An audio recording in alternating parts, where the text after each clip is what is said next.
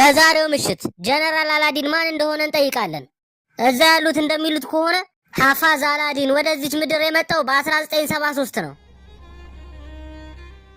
እናቱን አያውቃትም። በወሊድ ጊዜ ነበር የሞተችው።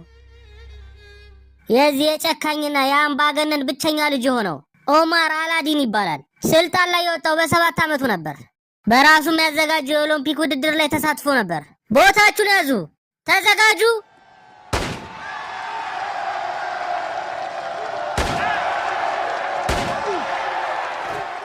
በዚህም ውድድር ላይ ተሳትፎ 14 የወርቅ ሜዳሊያ ማሸነፍ ችሏል።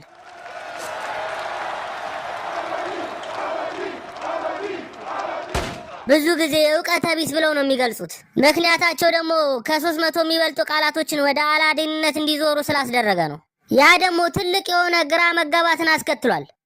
ከየት እንጀምር? መጀመሪያ የአላዲንን ዜና ልንገርህ ወይንስ የአላዲንን ዜና ልንገርህ? የአላዲንን ዜና። እሺ፣ አንተ በውስጥ HIV አላዲን